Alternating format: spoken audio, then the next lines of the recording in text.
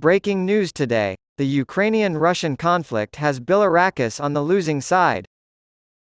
The invasion and occupation of Iraq by the United States under George W. Bush lasted for 18 years, cost $2 trillion, and caused 4,431 American military deaths and 32,000 battlefield injuries.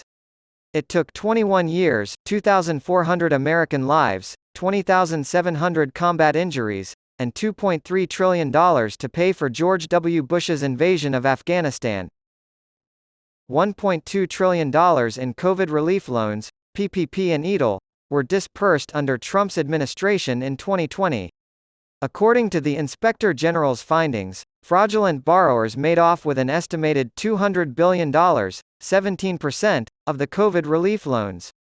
None of the aforementioned expenditures are mentioned by Gus Bilirakis. Simply because Joe Biden started it, he wants to end financial aid to Ukraine. Gus always votes against providing Ukraine with financial aid. So far, the United States has spent $80 billion on military and humanitarian aid for Ukraine. This is less than half of what our government gave to COVID relief scammers in 2020, and only 2% of what was spent on Iraq and Afghanistan combined. Gus would rather see Ukraine fall under Vladimir Putin's control than concede that a Democrat in the White House is making the right policy decision on Ukraine. We don't need Gus's partisanship because he's just another politician. 80 years ago, our country helped stop Adolf Hitler. We must always oppose fascists who use murder as a political tool.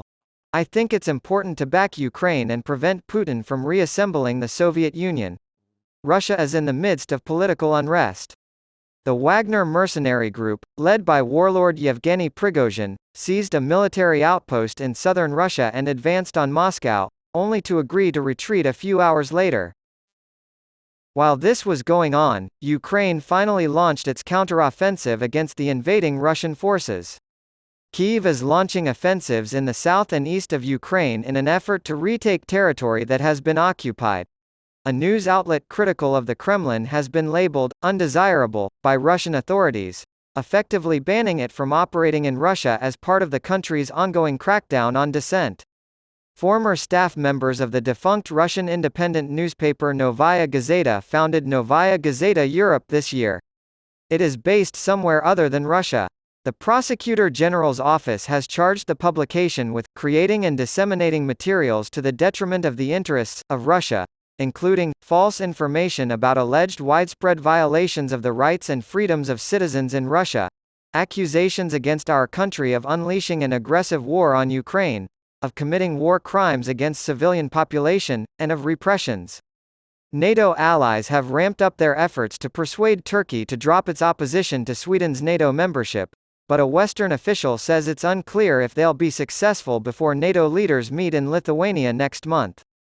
After Russia's invasion of Ukraine, both Sweden and Finland applied to join NATO last year, reversing decades-long policies of military neutrality. All current NATO members must give their consent for a new member to join, and so far, Turkey and Hungary have not given their approval for Sweden to join. The United States and the other members of the alliance have made it a priority to attend Sweden's summit in Vilnius on July 10 and 11. Ukraine's emergency services report that 8 people have died and 56 have been injured as a result of Russia's attack on the city of Kramatorsk in the country's east. On Tuesday, a crowded restaurant in the middle of Kramatorsk was hit by 2 Russian missiles. The emergency services also reported that 3 people were rescued from the debris. Rescuers are working through the rubble of the destroyed building and searching for people who are probably still under it, officials from the emergency services said on the Telegram messaging app. As Ukrainian and Western leaders try to make sense of the impact of the brief weekend insurrection in Russia, the Biden administration has announced it will send up to $500 million in military aid to Ukraine, including more than 50 heavily armored vehicles and an infusion of missiles for air defense systems.